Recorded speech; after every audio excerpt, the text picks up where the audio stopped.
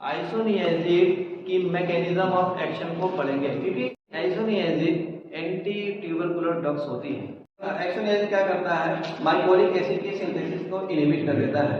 देखिए इसलिए आइसोनियाजिड के मैकेनिज्म ऑफ एक्शन को डिस्कस करने से पहले हम लोग माइकोलिक एसिड को डिस्कस कर लेते हैं। देखिए माइकोलिक एसिड क्या होता है। माइकोलिक एसिड माइकोबैक्टीरियम ट्यूबरकुलोसिस के शैवाल का चीफ कंपोनेंट होता है, मेन कंपोनेंट होता है। हम कह सकते हैं कि माइकोबैक्टीरियम ट्यूबरकुलोसिस का जो शैवाल है माइकोलिक एसिड का बना होता है। तो अब देख रहे हैं ये हमारी बैक्टीरिया है। कौन सी बैक्टीरिया? ये हमारी माइकोबैक्टीरियम ट्यूबरकुलोसिस एक बैक्टीरिया है। इस बैक्टीरिया का जो बैक्टीरिया के शैवाल का जो मेन कंपोनेंट होता है उसको माइकोलिक एसिड बोलते हैं। समझ आ रहा है? माइकोलिक एसिड बोलते हैं। अब एक चीज बता दें, माइकोलिक एसिड की सिंथेसिस के लिए दो एंजाइम रिस्पॉन्सिबल होते हैं। कौन कौन से एंजाइम रिस्पॉन्सिबल होते हैं? एक होता है एसाइल प्रोटीन कैरियर रिडक्टेज, जिसको हम रिप्रेजेंट करते हैं INA से। दूसरा एंजाइम है कि एसाइल प्रोटीन कैरियर काइनेज, जिसको रिप्रेजेंट करते हैं KAS से। एसाइल प्रोटीन कैरियर रिडक्टेज और एसाइल प्रोटीन कैरियर काइनेज, ये दोनों एंजाइम मिल करके माइकोलिक एसिड की सिंथेसिस करते हैं।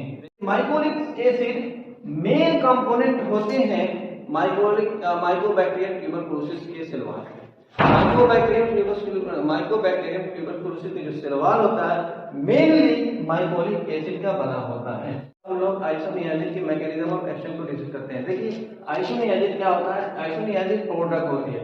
प्रोडक्ट उस ड्रग को कहते हैं जो कि इनएक्टिव होती है। ये हमारा जो स्ट्रक्चर जो हमारा दिख रहा है, ये क्या है? ये माइकोबैक्टीरियम ट्यूबरकुलोसिस का स्ट्रक्चर है। ये माइकोबैक्टीरियम ट्यूबरकुलोसिस का ये हमारा स्ट्रक्चर है, ठीक है। जैसे इनएक्टिव आइसोनियाजिड माइकोबैक्टीरियम ट्यूबरकुलोसिस के अंदर इंटर करती है, तो माइकोबैक्टीरियम ट्यूबरकुलोसिस के अंदर कैटालेज पेरोक्सिडेज एंजाइम पाई जाती है। इस कैटालेज पेरोक्सिडेज एंजाइम को कैट-जी से रिप्रेजेंट करते हैं। ये कैटालेज पेरोक्सिडेज एंजाइम जिसको कैट-जी से रिप्रेजेंट करते हैं, ये एंजाइम इनएक्टिव आइसोनियाजिड को माइकोबैक्टीरियम ट्यूबरकुलोसिस बैक्टीरिया के अंदर क्या करेगा?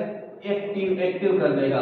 तो ये कैटालेज पेरोक्सिडेज क्या कर देगा? कैटालेज पेरोक्सिडेज इनएक्टिव आइसोनियाजिड को एक्टिवेट कर देगा। अब देख रहे हैं माइकोबैक्टीरियम ट्यूबरकुलोसिस के अंदर आइसोनियाजिड एक्टिव हो जाता है।